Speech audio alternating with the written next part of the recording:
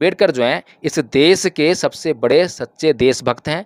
लेकिन वहीं उलट अगर हम देखें, नेहरू, गांधी, पटेल को उठाकर देखें तो उनकी बातों पर कहीं न कहीं, कभी न कभी, किसी न किसी किताब में आपको ऐसी स्टेटमेंट ज़रूर मिल जाएँगी जो किसी जाति के खिलाफ हैं, जो किसी धर्म के खिलाफ हैं, जो किसी क्षेत्र भाषा के खिलाफ हैं। कहीं न कहीं उन्होंने जो है इस देश के किसी न किसी व्यक्ति का दिल दुखाने का काम ज़रूर किया है। लेकिन परम पूज्य बाबा साहब डॉक्टर भीमराव अम्बेडकर ने तो किसी का, यहाँ तक कि उन लोगों का भी दिल दुखाने का काम नहीं किया जिन्होंने पूरे जीवन भर उनको अपमान किया, गाली-गलौज दी, उन पे अत्याचार किए, उनका भी कभी जो है दिल दुखाने का काम नहीं किया। ऐसे महामानव को अगर कोई अपमानित करने का काम करता है, उनको जो है गलत कहता है, उनकी फ़ोटो जलाने का काम करता है, तो मैं समझता हूँ कि उनसे ज़्यादा नीच व्यक्ति कोई नहीं। और जितने भी ये मुसलमान हैं, इन्हें हिंदू बनाया जाए। पहले हिंदू है 5-6 पीढ़ी आगे। मेरी मोदी जी से ये अपील है, ये हिंदू थे और इनको सारे को हिंदू बनाया जाए। सारे में ये चूड़े चमार ये बनाया जाए हमको। क्यों मारे भाई पुतलो? ये इसने तो भारतीय देश नाश कर दिया है, इसलिए हमने इसका पुतला जलाया है। अम्बेडकर जो है बहुत खतरनाक थे। उन्होंने जीवित रहते हुए जो है इस देश में कुछ भी ऐसा नहीं होने दिया जो कि इस देश के लोगों के खिलाफ था। लोगों का जहाँ जहाँ विश्वास है वहाँ हर उस बात का जो है सारा आरएसएस ले रही है, लोगों की मानसिकता को प्रवृत्त करने का काम कर रही है। तो गूगल का सहारा इसलिए लेती है क्योंकि जब भी लोग सर्च करते हैं, किसी बात को जानने का काम करते हैं, तो गूगल पे आते हैं और सर्च कर लेते हैं। तो गूगल पर जो है हमने देखा कि अभी कुछ दिनों पहले तक जो है उस पर the first rapist of India after independence, ये जब आप डालते थे उस पर, तो गूगल तो उस पर बाबा साहेब नाम आता था। बड़ा आरएसएस है, क्योंकि जिस धर्म को इसने अपना लिया है, चाहे गलती से अपनाए हो, अब उसने अपना लिया है, प्रचार भी बहुत कर दिया है। जैसे हिंदू शब्द को इन्होंने प्रचारित कर दिया है। अब लोगों की आंखें खुल रही हैं कि अरे नहीं, हम तो हिंदू नहीं हैं, हम तो सनातनी हैं। कोई कहता है हम तो ब्राह्मण हैं, कोई कहता है हम तो क्षत्रिय हैं, अरे नहीं नहीं हम तो जो आर्य हैं। कोई कुछ कहता है, कोई कुछ कहता है, क्योंकि अब जब लोग इतिहास को पढ़ेंगे, जानेंगे कि भाई ये हिंदू शब्द तो बहुत पुराना नहीं है। हिंदू शब्द तो अभी 1932 की पैदाइश है, और ये तो मुगलों के द्वारा जो है दी गई एक गाली है, मुगलों के द्वारा दिया गया शब्द है। ये तो मतलब जो है हिंदी शब्द में ही नहीं है। कहीं धर्म ग्रंथ हैं हिंदुओं के, उनमें कहीं भी विस्तारित नहीं है। तो अब आंखें खुल रही हैं, तो वो जो है इस तरह की बातें कर रही हैं। लेकिन सहारा लेते हुए क्या बोलते हैं कि देखिए, नासा ने ऊपर से जो है झांक कर समुद्र में देखा और उन्होंने एक स्ट्रक्चर पाया जो कि राम सेतु है। तो इस तरह की बातें, उलझुल बातें जो है लोगों के दिमाग में भरी आती है। लेकिन लोग जो है पलटकर इतना सवाल नहीं कर पाते हैं कि मान लीजिए वहाँ राम सेतु है, मान लेते हैं, मानव का कौन सा कल्याण हो रहा है? चलिए जाति व्यवस्था है, मानव का कौन सा कल्याण हो रहा है? चलिए मान लिए हिंदू धर्म अच्छा है, मानव का कौन सा कल्याण कर रही है ये व्यवस्था? मानव का कल्याण कर रही है या मानव का अपमान कर रही है, उसको जलील कर रही है? इतनी सी बात जो है इस देश के लोग नहीं समझ पा रहे हैं। लेकिन जो है हम अच्छी तरह से समझ सकते हैं। आप ये मत कहिए कि उनके खिलाफ कोई कार्रवाई होगी, बल्कि ये कहिए कि अगर उनके खिलाफ किसी ने कार्रवाई करने की मांग की तो उनके खिलाफ कार्रवाई होगी। महापुरुषों का जो दिया हुआ है उसको खा खा के उसको ख़त्म कर दिया है। अब जो है कर्ज लेने की बारी आ गई है, और जब कर्ज लेंगे और कर्ज जब चुकता नहीं करेंगे तो साहूकार का डंडा जो है हमें झेलना ही पड़ेगा। मुसलमानों को भी आप देखेंगे तो वो हिंदू संस्कृति के अधीन ही अपना जीवन यापन कर रहे हैं, और हमारे जो लोग हैं जो जागरूक हो गए हैं, जो हिंदू धर्म छोड़कर जो है बौद्ध बन गए हैं, वो भी हिंदू धर्म, हिंदू संस्कृति के अधीन ही अपना जीवन यापन कर रहे हैं, क्योंकि वो अनजान हैं, अज्ञानता उनके पर हावी है। हिंदू धर्म के बारे में बहुत कुछ जानते हैं, उनके तीज त्यौहार, परंपराएं, रीति रिवाज सब जानते हैं, लेकिन बौद्ध धर्म के बारे में चूड़ा चमार जो कौन कह रहा है? कोई मुसलमान कह रहा है क्या? ईसाई कह रहा है क्या? क्या कोई अरब देश का आदमी कह रहा है क्या? वही हिंदू कह रहा है ना। अब वो हिंदू जो है किसको कह रहा है चूड़ा चमार? वैसे तो कहता है हम सब हिंदू हैं, सारे एससी एसटी, वो भी नासा का सहारा लेने की जरूरत नहीं पड़ेगी, कहीं गूगल की सहारा लेने की जरूरत नहीं पड़ेगी। आप खुद से जान जाएंगे। बहुत ही कॉमन सेंस वाली बातें हैं, बहुत ज़्यादा बड़ी बात नहीं है। अगर पानी पीने का अधिकार सबको है और किसी आदमी को पानी पीने से रोका जाता है जाति के आधार पर, तो वो क्या चीज़ है? इसमें कोई नासा की जरूरत नहीं है, कोई गूगल की जरूरत नहीं है। उसमें तो आप खुद सब जानते हैं, हर एक आदमी जानता है कि वो जाति आधार पर अत्याचार हो रहा है। तो इसलिए नीलम जी, हर एक हिंदू को विशेष तौर पर बाबा साहेब का साहित्य पढ़ना चाहिए, ताकि उसका मानसिक विकास हो, और जब उसका मानसिक विकास होगा तो वह उस गलत और गंदी व्यवस्था से अपना पीछा छुड़वा लेगा और अच्छी व्यवस्था को जो फॉलो कर पाएगा, जिससे कि वो इस देश का सच्चा देशभक्त बन पाएगा, सच्चा राज। और उनकी राइटिंग्स को कोई भी व्यक्ति मेरे साथ में बैठ कर जो है पढ़ ले, और पढ़कर जो है मुझे एक लाइन किसी भी किताब में से उठाकर, उनके द्वारा लिखी गई कोई भी किताब, कोई भी आर्टिकल, वहाँ से एक भी लाइन जो है इस देश के किसी भी व्यक्ति के खिलाफ बता दे, तो मैं डॉक्टर अंबेडकर को देशद्रोही मान लूँगा। और अगर एक भी लाइन किसी के खिलाफ नहीं है बाबा साहब डॉक्टर अंबेडकर की, और वो एक एक लाइन जो है इस देश के किसी न किसी व्यक्ति के भले की है, तो तो डॉक्टर अंबेडकर जो हैं इस देश के सबसे बड़े सच्चे देशभक्त हैं। लेकिन वहीं उलट अगर हम देखें, नेहरू, गांधी, पटेल को उठाकर देखें तो उनकी बातों पर कहीं ना कहीं, कभी ना कभी, किसी न किसी किताब में आपको ऐसी स्टेटमेंट जरूर मिल जाएंगी जो किसी जाति के खिलाफ हैं, जो किसी धर्म के खिलाफ हैं, जो किसी क्षेत्र भाषा के खिलाफ हैं।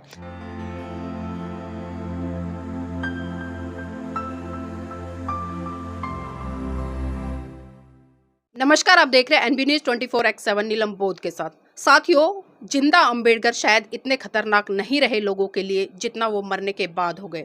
जी हाँ, हमने देखा कि इस बार जब लोग आज़ादी का जश्न मना रहे थे, वहीं हरियाणा से एक वीडियो ऐसी वायरल हुई कि एक कुंठित मानसिकता के व्यक्ति ने परम पूज्य बाबा साहब की तस्वीर को जलाने का काम किया और देशभक्ति के गाने बजाने का काम किया। आखिर चल क्या रहा है? परम पूज्य बाबा साहब से इतनी नफरत क्यों? इसी विषय पर चर्चा करने के लिए आज मेरे साथ में एडवोकेट जय भीम प्रकाश जी, उन्हीं से जानना चाहूंगी। सर, आपका स्वागत है एनबी न्यूज में।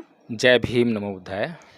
सर, भारत के प्रथम कानून मंत्री, इस देश में तमाम महिलाओं को हक अधिकार देने वाले डॉक्टर अंबेडकर, इस देश के लोगों को चपरासी से लेकर राष्ट्रपति की कुर्सी तक पहुंचाने वाले डॉक्टर अंबेडकर, आखिर उनसे इतनी नफरत क्यों कि लोग आज उनकी तस्वीरें जला रहे हैं?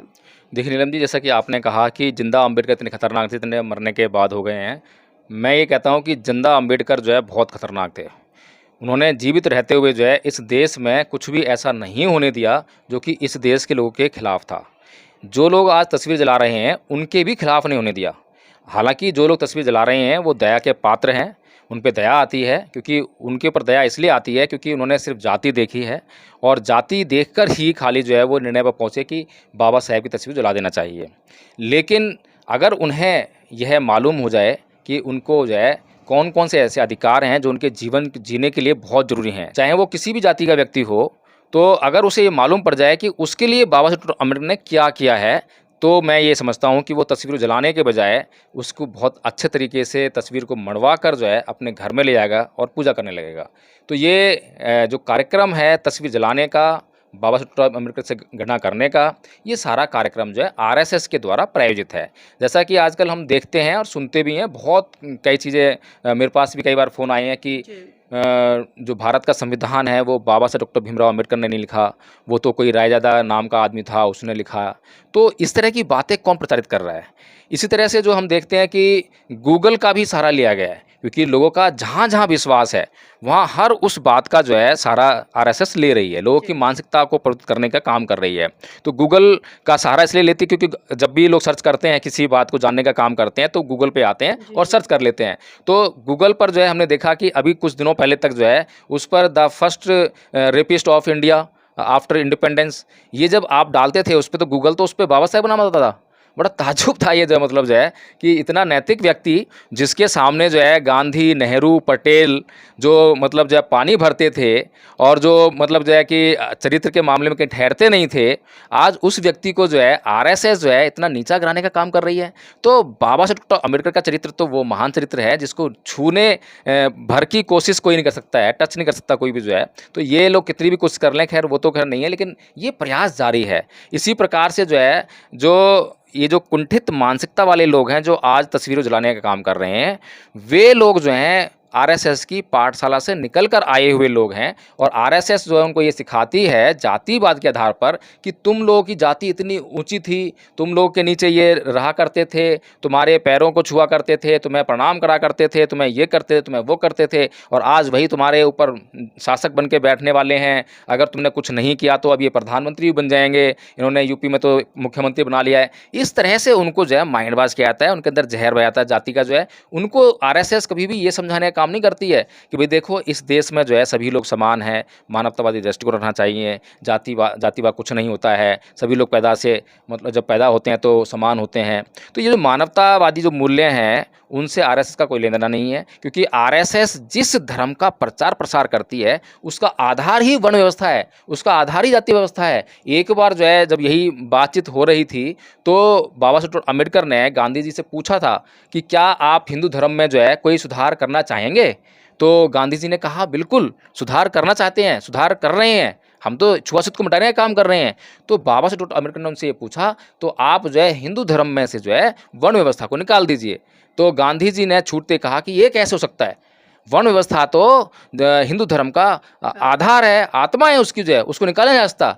तो नीलम जी अब ये जो आरएसएस है, क्योंकि जिस धर्म को इसने अपना लिया है, चाहे गलती से अपनाए हो, अब उसने अपना लिया है, प्रचार भी बहुत कर दिया है। जैसे हिंदू शब्द को इन्होंने प्रचारित कर दिया है। अब लोगों की आंखें खुल रही हैं कि अरे नहीं, हम तो हिंदू नहीं हैं, हम तो सनातनी हैं। कोई कहता है हम तो ब्राह्मण हैं, कोई कहता है हम तो क्षत्रिय हैं, अरे नहीं नहीं हम तो जो आर्य हैं। कोई कुछ कहता है, कोई कुछ कहता है, क्योंकि अब जब लोग इतिहास को पढ़ेंगे, जानेंगे कि भई ये हिंदू शब्द तो बहुत पुराना नहीं है।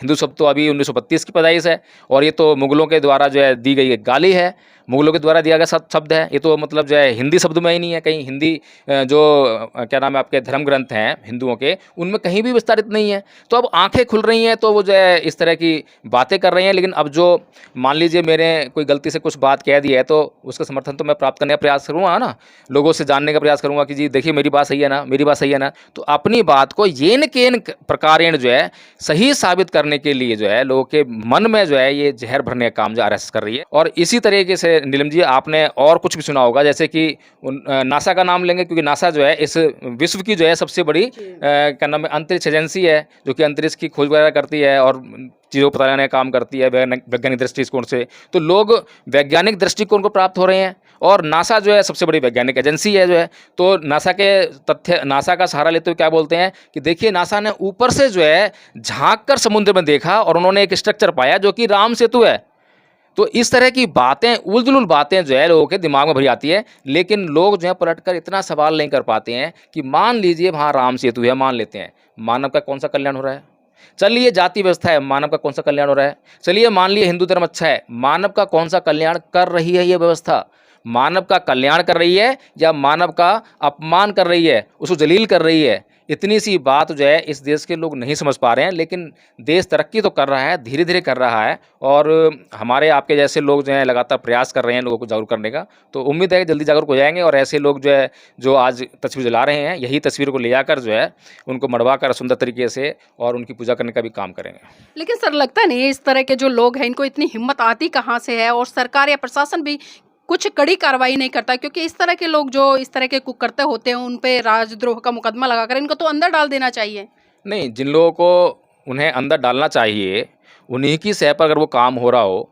मणिपुर में दंगे हुए, हज़ारों लोगों के हाथ में जो राइफलें और वो हथियार कहाँ से आ गए? क्या उन लोगों ने जो है छीन लिए? और 3 महीने तक ये खबर दबाई रखी गई। तो ये जो सब जो है क्या था? षड्यंत्र था। ये जो है आदिवासियों के खिलाफ षड्यंत्र था। तो ये सब जो है हम अच्छी तरह से समझ सकते हैं। आप ये मत कहिए कि उनके खिलाफ कोई कार्रवाई होगी, बल्कि ये कहिए कि अगर उनके खिलाफ किसी ने कार्रवाई करने की मांग की तो उनके खिलाफ कार्रवाई होगी।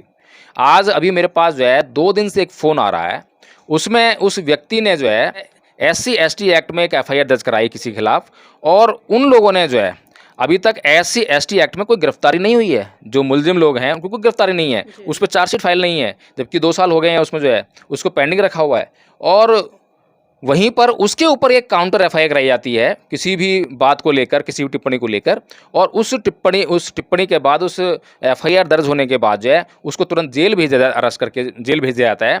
और उसके बाद जो है उसकी चार्जशीट भी तैयार करके जो है बिल्कुल सारी तैयारी कर ली है, और उस पर दबाव बनाया जा रहा है अब तू फैसला करता है या फिर तेरे खिलाफ जो है कार्रवाई की जाए।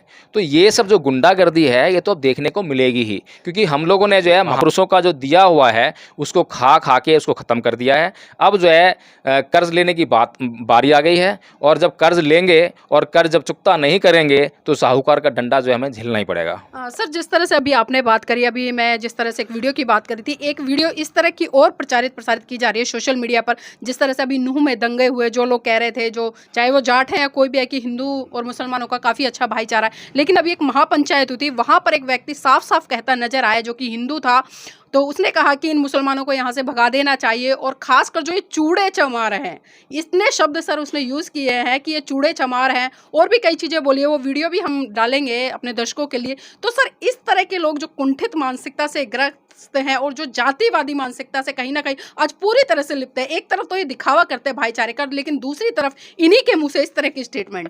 नहीं, वो हमारे लोगों को सोचना चाहिए, समझना चाहिए।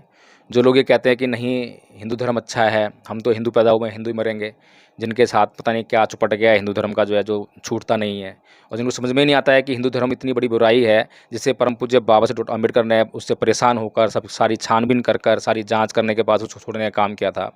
तो अगर मैं ये समझता हूँ कि इस बात के लिए भी अगर कोई दोषी है तो हमारे जो राजनीतिक दल हैं, राजनीतिक नेता हैं, वो बहुत बड़े भारी मात्रा में दोषी हैं, क्योंकि वो जो है अपने वोट बैंक की रक्षा करने के लिए वो सच्ची बात नहीं कह पाते।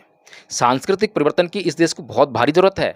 आज जिस संस्कृति के तहत जो है ये देश चल रहा है, चाहे इस देश का मुसलमान हो, चाहे सिख हो, ईसाई हो, कोई भी हो, वो जो है ब्राह्मण संस्कृति के अधीन अपना जीवन यापन कर रहा है।